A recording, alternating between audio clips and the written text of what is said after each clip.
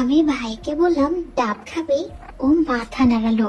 তারপর ওকে ডাবগুলো বের করে দিলাম আর সাথে সাথে খেতে শুরু করলো। এরপর গর্তটা দেখাতেই ও বললো, বাহ, খুব সুন্দর তো। আমি বললাম, মুখ দিয়ে দেখ, মজা পাবি। ও বলল, না দিদি, মুখ দিতে পারবো না। আমি বললাম, পাগল ছেলে, কিছু বোঝে না। বলেই ওর মাথাটা গর্তে চেপে ধরলাম। বন্ধুরা, কেমন আছো সবাই? চলে আসলাম আমাদের বাগানের নতুন একটা ভিডিও নিয়ে। আশা করি ভালো লাগবে। আজ শোনাবো আমি আর দিদি কিভাবে ছোট ভাইকে দিয়ে পোঙ্গা মারাই সেই কাহিনী। তাই না টেনে পুরো ভিডিওটি দেখতে থাকো। বন্ধুরা, আমি প্রিয়া। আমরা দুই বোন, এক ভাই। আমার তখন 19 বছর বয়স। সদ্য কলেজে ভর্তি হয়েছি। দিদি তনু আমার থেকে 1 বছরের বড়। বর্তমানে সে সেকেন্ড ইয়ারে পড়ে। আর ভাই ছোটন মাত্র মাধ্যমিকে উঠেছে। আমাদের বাড়িতে দুটো ঘর, বাবা মা এক ঘরে, আর এক ঘরে আমরা 3 জন একসাথে শুতাম। আমার মায়ের নাম ভদ্রা সেন। তার বয়স কিন্তু খুব একটা বেশি নয়, কারণ তার বিয়ে খুব কম বয়সে হয়ে যায়। তবে বাবা একটু বয়স্ক ছিলেন। আমি যখন তাদের অতিথি হিসেবে আসি তখন মা উচ্চ মাধ্যমিকও পাশ করেন নাই। মার মতে বাবা খুব ভালোভাবে মায়ের চাহিদা পূরণ করত, তাই মার কোনো অসুবিধে ছিল না। যাই হোক, এবারে মূল গল্পে ফিরে আসি। আমার বাবা ব্যবসা করবে বলে কিছু টাকা ধার নিয়েছিল গ্রামের কিছু গণ্যমান্য মানুষের কাছ থেকে, কিন্তু ব্যবসা হওয়ার আগে বাবার ব্যবসা ডুবে গেল। মার তখন বয়স ছিল মাত্র 36 বছর। সেই সময় সামনার পেছন দেখতে এতই আকর্ষণীয় ছিল যে সবাই তার দিকে চেয়ে থাকতো, কারণ হাঁটার সময় বেশ দুলতো। মেয়ে হয়ে আমি কয়েকবার মার বাবাকে খেলতে দেখেছি, তবে মা বাইরের কারোর সাথে খেলতো না। তো যাই হোক, এইভাবে কিছুদিন কেটে গেল। আমার দিদির সাথে মায়ের তেমন একটা সম্পর্ক ছিল না, কিন্তু মা আমার সাথে মোটামুটি সবকিছুই শেয়ার করতো। এরপর একদিন মার বাবাকে লাগাতে দেখলাম। আমিও মোটামুটি এই ব্যাপারে সবকিছু বুঝতাম, তবে দিনে দিনে মায়ের যে চাহিদা বাড়ছিল সেটা বাবা বুঝতে পারে নাই। তাই মা একদিন কথায় কথায় আমাকে বলল, না রে প্রিয়া, তোর বাবা এখন আর পারে না। তবে আমি অনেক চেষ্টা করেছি, তোর বাবাও চেষ্টা করেছে। বেশি জোরাজুরি করলে বলে আর কি সে বয়স আছে, কিন্তু সে আমার দুঃখ বুঝতে চায় না। আমি এখন আর কিছুতেই নিজেকে সামলে রাখতে পারি না। দিদি সেদিন ক্লাস ছিল, তাই সে কলেজে গিয়েছিল, কিন্তু আমার বন্ধ ছিল। তাই আমি আর মা পুকুরে স্নান করতে গেলাম প্রতিদিনের মতো। ওই পুকুরের ধারে সেরকম কেউ আসে না, তাই নিরিবিলিতে ভালোভাবে স্নান করা যায়। কিন্তু সেদিন মা একটা গামছা নিয়ে যেতে ভুলে যায়। আমি মাকে বললাম, এবার বাড়ি যাব কি করে? মা বলল, চিন্তা করিস না, তুই পরে নে, বাকিটা আমি দেখছি। এরপর আমরা বাড়ির দিকে হাঁটা ধরলাম, মার সামনে আর আমি পেছন পেছন চলতে লাগলাম। আমি তখন দেখতে পেলাম, স্পষ্ট বোঝা যাচ্ছে রাস্তায় বেশ কয়েকজন ছেলে পেলে তাকে বিশেষভাবে পরখ করছিল। বাড়ি ফিরে দেখি বাবা কপালে হাত দিয়ে বসে আছে। তখন মা জিজ্ঞেস করলো, কি হয়েছে গো তোমার, এমন চিন্তিত লাগছে কেন? বাবা বলল, তার পার্টনার সব টাকা নিয়ে পালিয়েছে। আমরা এখন পুরো নিঃস্ব হয়ে গেছি। আমাদের খাবার জুটবে কি করে জানি না। তার এসব কথা শুনে মা বলল, চিন্তা করে লাভ নেই, আমরা কিছু একটা করে নেব। এরপর খুব চিন্তায় আর কষ্টে আমাদের দিন কাটতে লাগলো। একদিন বাড়িতে লোকজন এলো যাদের কাছ থেকে টাকা ধার নেওয়া হয়েছিল। বাড়িতে এসে ওরা বাবাকে অপমান করে কলার ধরে টানাটানি করলো। শেষে বলল, তোর বউ মেয়েকে সাথে নিয়ে লাগাবো যদি ঠিক সময় টাকা না দিস আমাদের। এই কথা শুনে বাবা খুব ভয় পেয়ে গেল, কারণ ওরা সত্যি গ্রামের অনেক মেয়ের সাথে খেলেছে। এছাড়া মাও খুব ভয় পেল আমাদের দুই বোনকে নিয়ে। এরপর বাবা অনেক ব্যাংকে গেল, কিন্তু কেউ টাকা দিল না। ব্যাংক থেকে কোনো রকম টাকার ব্যবস্থা করা গেল না। সেজন্য আমরা সবাই বেশ অসহায় হয়ে পড়েছিলাম। আমাদের দিন কাটানো মুশকিল হয়ে পড়েছিল। বাবা তার কাজের পরিমাণ আরো অনেক বাড়িয়ে দিয়েছে। এভাবে দিন সাথে কেটে গেল। মা বাবা এর মধ্যে আর একবারও লাগায় নাই। একদিন আমি দিদি আর ভাই বাবার সাথে বাইরে গেলাম একটা কাজে। রাস্তায় কিছু দূর চলে যাওয়ার পর জানতে পারলাম সেই টিপন নামের লোকটা টাকা নিতে এসেছে। সঙ্গে আরো অনেক লোক নিয়ে এসেছে। এটা জেনে আমার আর বাবার মনে বেশ ভয় হলো, কারণ মা বাড়িতে একা, যদি মাকে নিয়ে ওরা শুরু করে দেয়। সেজন্য আমরা তাড়াতাড়ি বাড়ি ফিরে এলাম। বাড়ির সামনে এসে দেখলাম দীপনের গুন্ডারা বাড়ির বাইরে, কিন্তু আমাদের ভেতরে যেতে দেওয়া হলো না। তাই আমি চুপ করে বাড়ির পেছন দিকের দরজা দিয়ে দেখার চেষ্টা করলাম কি হচ্ছে। দেখলাম দীপন কাকা মাকে নিয়ে খেলছে, আর মাও যতটা পারছে মন দিয়ে চালিয়ে যাচ্ছে। আমি দীপন কাকার মেশিন দেখে অবাক হয়ে গেলাম। কাকা খুব জোরে জোরে মারছে আর পচ পচ শব্দ হচ্ছে। মায়ের খুব কষ্ট হচ্ছে, সেটা তার মুখ দেখেই বোঝা যাচ্ছে। খানিক বাদে মা কাঁদতে কাঁদতে বলল, না দাদা, আমি আর পারবো না। তবে সে কিছুতেই ছাড়লো না, বরং আরো জোরে জোরে মারতে লাগলো। কিছুক্ষণ পরে বাবা ভেতরে গেল, আমিও বাবার পেছন পেছন এলাম। দেখলাম মার সিঁদুর এদিক ওদিক হয়ে গেছে। দীপন কাকা বাবাকে দেখে বলল, যদি টাকা না দিস 7 দিনের মধ্যে, তাহলে পরে আমি তোর মেয়েদেরও ছাড়বো না। এই কথা শুনে বাবা লজ্জায় আমাদের দিকে তাকাতে পারলো না। এরপরে দীপন কাকা তার দলবল নিয়ে চলে গেল। বাবা মাকে বলল, আমি জানি তোমার কোনো দোষ নেই, ওরা জোর করে তোমার সাথে এসব করেছে। তারপর বাবা মাকে জড়িয়ে কাঁদতে লাগলো। কিছুদিন পরে মা কিছু গয়না বেচে ওদের অল্প কিছু টাকা শোধ করলো, কিন্তু ওদের যেন একটা নেশা লেগেছিল। ওরা সবাই মায়ের দিকে তাকাতো, ওরা বলা বলি করতো যে আবার ওরা খেলবে। একদিন মা আমাকে ছেড়ে একাই স্নান করতে গিয়েছিল। আমার কি একটা কাজ ছিল তাই যেতে পারি নাই, কিন্তু মিনিট 20 পরে যখন গেলাম তখন দেখতে পেলাম ওখানে দীপন কাকা আর তার 2 বন্ধু এসেছে। আমি আসার আগেই ওরা মায়ের সাথে কাজ শেষ করেছে। এটা বুঝতে পেরে আমি মুচকি হেসে বললাম, মা কেমন হলো? আমার কাছে ধরা পড়ায় মাও হেসে বলল, আমারও ভালো লেগেছে মা, তবে এই কথা তুই তোর বাবাকে বলিস না। এভাবেই মা আর দীপন কাকার সম্পর্ক চলতে থাকে। অন্যদিকে ওইসব খেলা দেখতে আমার অবস্থাও খারাপ হতে থাকে। এক কথায় সময় অসময় আমার মনের ভেতরে জল আসতে থাকে। তাই আমিও খেলার স্বাদ পাবার জন্য মরিয়া হয়ে পড়ি। এছাড়াও লুকিয়ে লুকিয়ে দিদির বয়ফ্রেন্ডের সাথে ফোনে কথা শুনে আর বন্ধুদের সাথে লাগার গল্প শুনে বেশ পাকতে শুরু করেছিলাম, কিন্তু কখনো প্রেম করতে পারিনি। তবে প্রেম করার শখ ছিল 16 আনা। আমি তো আর দীপন কাকুর মতো বুড়ো থুড়োর সাথে লাগাতে পারি না। সে যাই হোক, সুযোগটা না চাইতে এলো। দিদির বয়ফ্রেন্ড বাইরে গেছে, তাই ফোনে কথা হচ্ছিল না। একদিন রাতে দিদি আমায় বলল, বোন একটা মজার জিনিস দেখবি, কাউকে বলিস না কিন্তু। বলেই পাশে ঘুমন্ত ভাইয়ের মেশিনটা ধরে ফেললো। আমি তো অবাক।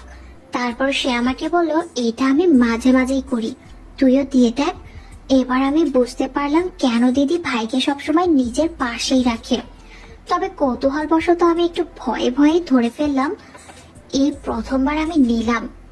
দিদি তখন আমায় ফিসফিস করে বলল, জানিস তো, সুমন্তর সাথে কথা বলে যখন খুব চঞ্চল মনে হতো, তখন আমি এভাবেই কাজ করে মজা নিতাম। বন্ধুরা, সুমন্ত দা হলো দিদির বয়ফ্রেন্ডের নাম। যাই হোক, ভাইও মনে হয় এটা টের পায়, কিন্তু ভান দিয়ে পড়ে থাকে মজা নেবার জন্য। এরপর দিদি আমাকে জিজ্ঞেস করলো, তুই করবি? আমি কিচ্ছু বলতে পারলাম না। অনেকক্ষণ পর বললাম, দিদি এসব করিস না। এই দিদি। দিদি দেখলাম কথা বলছে না। কিছুক্ষণ পর ওর মুখটা দেখে বুঝতে পারলাম ওর হয়ে গিয়েছে। সেদিন আমি কিছুতেই ঘুমোতে পারলাম না। মাথার মধ্যে কেবল ঘুরছিল, দিদি এটা কি করলো, এসব কবে থেকে করছে কে জানে। আমি পাশে শুয়েও কিছু জানতাম না। তারপরে দিদির কাজের কথা ভেবেই আনচান করে উঠলো। ভেবে আবার করতে ইচ্ছা করছিল। অনেক ভেবে পরদিন কলেজ থেকে ফিরে দিদিকে বললাম, দিদি, ধরার পর থেকে পাগল হয়ে যাচ্ছি। কি যে হচ্ছে মনের ভেতরে তোকে বোঝাতে পারবো না। হোক না সে আমার ভাই, ছেলে তো, আর কেউ কিছু জানতে না পারলেই হলো। আমি ভাইয়ের সাথে মজা করব, তবে তোর মতো খুচরো মজা নেব না। তোর তো সুমন্ত দা আছে, আমার তো কেউ নেই। প্লিজ তুই কিছু ব্যবস্থা কর। দিদি এসব ব্যাপারে এক্সপার্ট ছিল, কত ছেলেকে যে পটিয়েছে তার কোনো হিসেব নেই। তাই দিদি আমাকে বলল, ঠিক আছে, হয়ে যাবে, তবে তোকে যা যা বলবো শুনতে হবে। লজ্জা করছে বলে ন্যাকামো করলে চলবে না। আমি বললাম, না, ওই ধরার পর থেকে সব লজ্জা ভয় আমার চলে গেছে। ওকে বাবার জন্য যা করতে হয় আমি সব করব। দিদি বলল, একটা প্ল্যান আছে, তাতে তুই ছোটনের মজা পাবি, তবে একটু ধৈর্য ধরতে হবে। 1 মাসেও পেতে পারিস, আবার 1 বছরেও। আমি বললাম, আমি অতদিন ওয়েট করে থাকতে পারবো না। ওকে দেখলেই এখন আমার লাগাতে ইচ্ছে করে। আমার এই কথা শুনে দিদি আমায় ধমকে বলল, বড় হলে আজই করে দিত, তাই একটু প্রবলেম, জোর করলে কাউকে বলে দিতে পারে। আমি বললাম তাহলে কি করব? এরপর দিদি আমাকে পুরো প্ল্যানটা বুঝিয়ে দিল। সেই মতো রাতে শুরু হয়ে গেল মিশন। ভাইয়ের সাথে খেলার কার্যক্রম সেদিন খুব গরম পড়েছিল। রাতে শোবার সময় দিদি বলল, ভাই আজ তুই মাঝে থাক, আমাদের খুব গরম করছে, তাই আমরা ধারে শোবো। ও খুব ভালো ছেলে, আমাদের সব কথা শুনতো। প্ল্যান মতো দিদি বলল, ভাই তোর গরম করছে? ও মাথা নেড়ে হ্যাঁ বলল। তখন আমিও প্রায় খোলা আকাশের মতো ঘুমিয়ে পড়লাম। ভাই দেখলাম অন্যদিকে মুখটা ঘুরিয়ে নিল, কিন্তু আর চোখে আমাকে দেখতে লাগলো। মনে মনে বললাম, দিদি ইউ আর গ্রেট। একটু পরে দিদি বলল, আমার খুব গরম করছে, আমি বারান্দায় গিয়ে শুচ্ছি, বলে ওর বালিশ নিয়ে চলে গেল। গত রাতের ঘটনাটা ভুলতে পারছিলাম না। এখন আমার যেমন করে হোক মিষ্টির রস আমার চাই। পরের দিন আমি কলেজ গেলাম না, আমার মর্নিং কলেজ। দিদিকে বললাম, তুই যা, কলেজে আমার মন টিকবে না। দেখি ভাইও গেল না, আমার খটকা লাগলো। দিদিকে ফোন করলাম, দিদি বলল ওষুধে কাজ হচ্ছে, দেখবি ও এখন তোর কাছে কাছে ঘুর ঘুর করবে। আমি বললাম, দুপুরেও কি কাল রাতের মতো করবো দিদি? দিদি বলল, সবই কি আমি বলে দিব? যা ভালো বুঝবি করবি, এখন আমায় ফোন করবি না, সিনেমা দেখতে ঢুকবো। আমি যা বোঝার বুঝে গেলাম। দুপুরে একটা নাইটি পরলাম।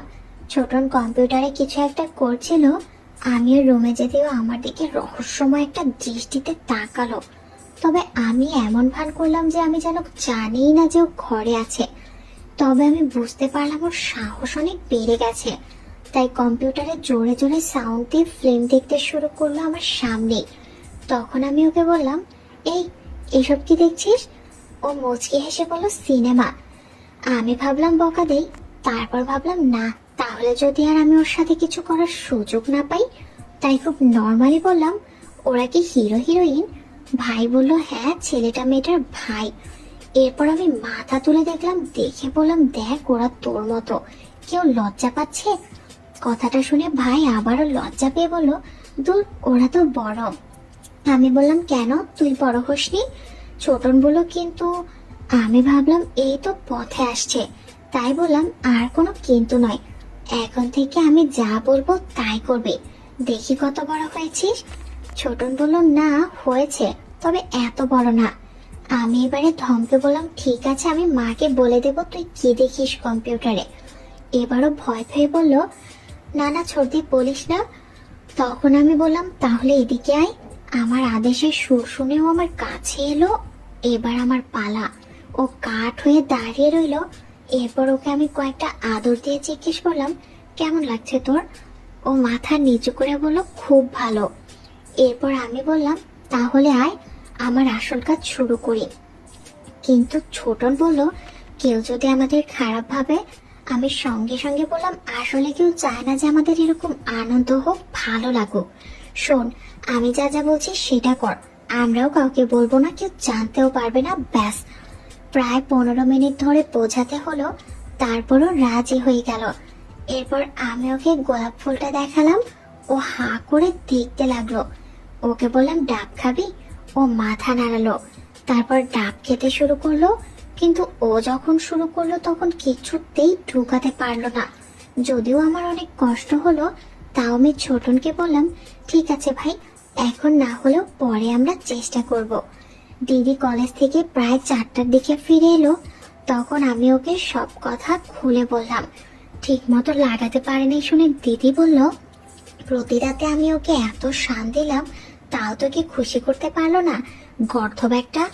এরপর আমি বললাম, দিদি, সুমন্ত দা যেমন তোর বয়ফ্রেন্ড, তেমনি ছোটন এখন আমার বয়ফ্রেন্ড, ওকে একদম বাজে কথা বলবি না। দিদি আমার গালে হাত দিয়ে বলল, বাবা, ভাইয়ের প্রতি দিদির কি প্রেম। কথাটা শুনে আমার রাগ হলো, কারণ ছোটন আমাকে প্রথমবারই যা দিয়েছে তাতেই আমি অনেক খুশি। এখন মনে মনেও আমার নাগর হয়ে গেছে। 6:30টায় মায়ের ফোন এলো। মা বলল ট্রেনের গন্ডগোলের জন্য আসতে দেরি হবে, তাই মা দিদিকে রাতের খাবারের দায়িত্ব দিয়ে দিল। আর বাবার আসতে তো এমনিই রাত হয়। তখন আমি মনে মনে ভাবলাম, আজ কি লাকি দিন। তারপর দিদি রান্নাঘরে চলে গেল। ভাই চেয়ারে বসে পড়ছিল। আমি ছুটে গিয়ে পাগলের মতো ওকে ডাব খাওয়াতে শুরু করলাম। ওর দম বন্ধ হয়ে আসছিল। তবু আমি থামলাম না। কিছুক্ষণ পর বললাম, ওপরের ব্যালকনিতে চল। ব্যালকনিতে আলো না জ্বালালে কেউ বুঝতে পারে না যে ওখানে কেউ আছে। তখন বাজে প্রায় 8টা। এবারে কিন্তু ও আর ফেল করলো না, একদম মুহূর্তেই তালা খুলেও ভেতরে প্রবেশ করলো।